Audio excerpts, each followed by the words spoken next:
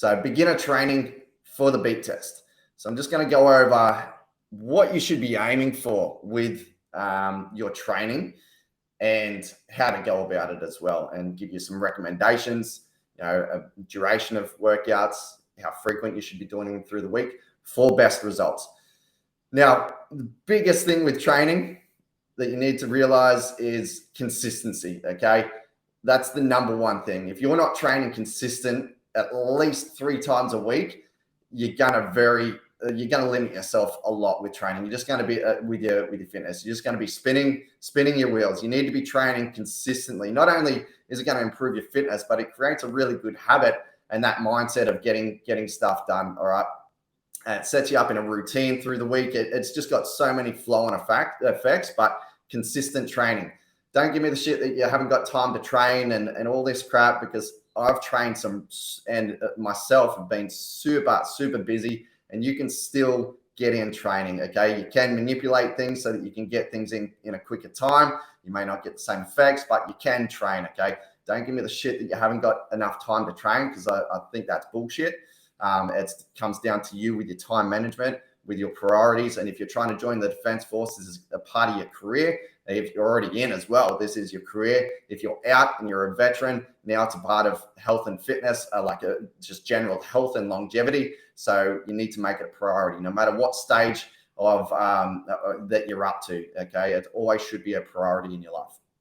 Now, for beginners that are training for the beep test, like I said, number one is consistent. You need to be training consistently every week. But the number one thing that you should be aiming for with your training is something called your aerobic base. Okay, what your aerobic base is, it's your body's ability to uptake and deliver oxygen to the working muscles and utilize fat as a primary energy source. The better you get at using fat as the energy source, the longer you're going to last, because fat produces a lot more energy with smaller amounts. And if you get really good at using your fat as energy, you are going to last longer before you start to get into those higher intensities and start to burn the sugar and get lactate buildup and all that sort of stuff. So you're going to fatigue later if you get really good at this aerobic base training. And even at higher levels of training, there's a can't remember the name of it, but there's the 80-20 rule, where you're training 80% at that lower intensity, and then 20% of your training is at higher intensity pace type, like speed type training. Okay, so it is really important no matter what level of fitness you're at. But if you are just a beginner and you can't even get to level 5, even the 7.5, that tells me straight away you have got a hopeless aerobic base, and that's something that you really need to train. Okay, and another thing that starts to come along with it as well is specific muscle endurance. So if you want to improve your running, then you need to incorporate some running as well, so that those muscles start to learn to fire that way and get more efficient, and your running economy gets better, and you're using less energy to be doing your running. Okay, so the best way to do aerobic base training is by using zones or heart rate. You can get around it without using heart rate, but it's a very, very useful tool, and it gives you something to focus on during these longer style training sessions. And that way, you're not just sitting there, you haven't really got much going on in your mind. At least if you've got heart rates and zones and stuff to aim for, it just makes it that little bit more interesting, and it actually makes it really specific to you and your fitness ability. So what you want to be aiming for with your aerobic base training, you want to be doing your training in something in a zone called, like if you're using Garmin's, it's a zone 2 level training. So in that zone, you're going to be predominantly using fat as your energy source and training that ability for you to uptake and deliver oxygen. Okay, so with the zone 2, there's another way to work it out as well. So there's a equation called the MAF 180. I think it's maximal aerobic function, something like that, but it's MAF 180 method. So it's 180 minus your age. So normally you hear all the time the max heart rate is 220 minus your age. This can be very out, but for me, that's pretty accurate. So 180 minus your age is usually your max heart rate. But if you're wanting to work in that aerobic zone, in that fat utilization, that zone 2 sort of area, an easy equation to use is the MAF 180, which is 180 minus your age. And what that gives you is your maximum heart rate that you want to be working at for that session. Okay. And with these sessions, they are longer in duration. So it's going to feel really easy. But with that 180 minus your age, that is your maximum. So you want to be working as close to that as possible. Now, if you're going, like whether you're using the zone 2 method or the MAF 180 method, if you're going above that, like you get no brownie points for going above that. It's actually going to change the energy system that you're using for that workout. And no longer is it predominantly using that fat utilization and training that lower end aerobic base. It's now switching to sugar, and it's just a completely different way of producing energy. So when you're doing it, keep that in mind. Don't go above it, but even though it's feeling easy, there's no point in going above it. And especially when you don't have a really good aerobic base, it's not going to take much to get your heart rate up to that. Okay. If you don't have a heart rate monitor, an easy way to tell is you're able to speak not just in sentences. You're able, like I am right now, I'm able to speak in paragraphs without much problem. If you're starting to sort of get through a sentence and you need to take a couple more breaths and whatnot, that's when you're training a little bit too high. Okay. And other ways to tell is you can predominantly breathe in and out of your nose. You may have to do some mouth breathing at some point, maybe through your nose, out your mouth, whatever. But you can do a fair bit of nasal breathing along the way as well. So that's just an easy way to gauge if you haven't got that you haven't got that heart rate monitor to give you that actual feel that you're working in. All right, guys, as I'm going along, if you guys have got any questions, just make sure you pop them up there so that, I can answer them as I go as well.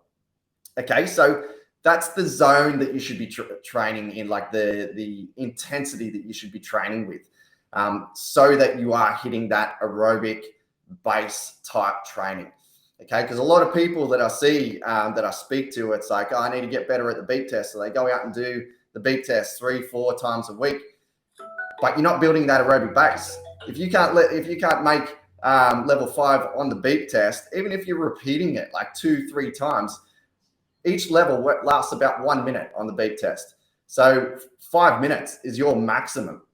All right. Aerobic base training, you need to be doing long duration and holding that heart rate at that specific area that I was talking about before for that entire duration.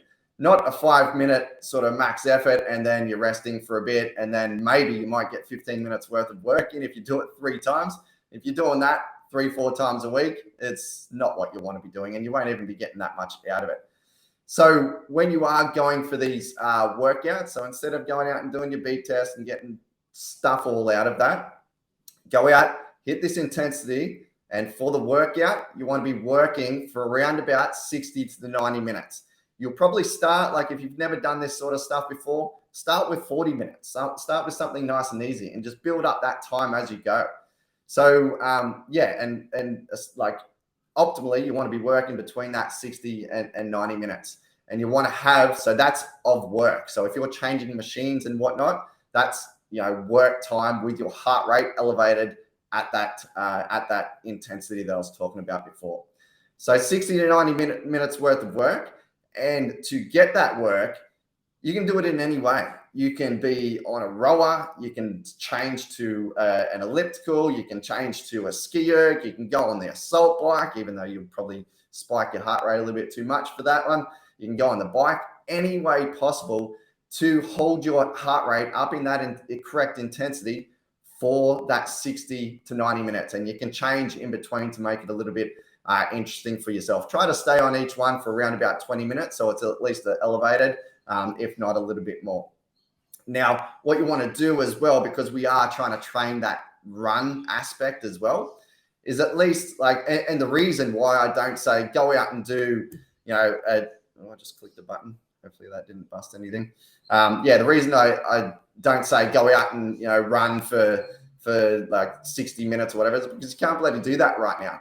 And if you're running and walking, you're most probably not going to be getting that sort of stimulus. I can work at ways, and I do with my program. So if you're watching this and you're like, I'm not doing this, there's ways I've worked this in. So yeah, like, because you can't run for anywhere near as long as what you need to be to building that aerobic base, you need to be doing other stuff to tack onto that. So maybe at the start of your session, if you're only just starting out, maybe do, 3 sets of, or like 5 sets of 2-minute running with a little bit of walk in between. Okay, get used to that running, get that little bit of muscular endurance, and still try to work within that zone as well. And then once you've done that, go off and finish off however long you've got of that 69 minutes using a bike, or whatever else that you can, just to get that consistent work in there. Okay, so really good and that's why it's really good to have access to a gym or some sort of a cardio equipment that you at home. Now, if you haven't got access to a gym or cardio equipment, you can do walks as well. Like you can do like a walk run just to hold your heart rate will go up, and then you'll see it going a little bit too high, so you'll drop it. So you'll go to a walk, let it drop back down, and then it's sort of a run walk over an extended period.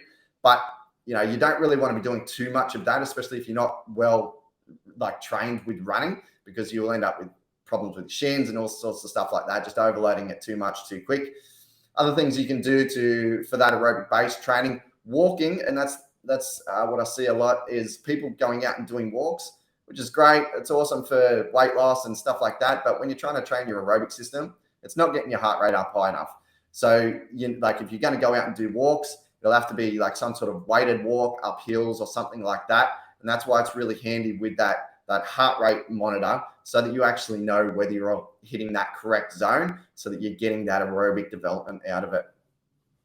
All right. So just to recap a little bit with this, we're training aerobic base training. So meaning you're in that zone 2, or if you're using the other method, that 180 minus your age, that's your max heart rate, work within around about 10 beats of that.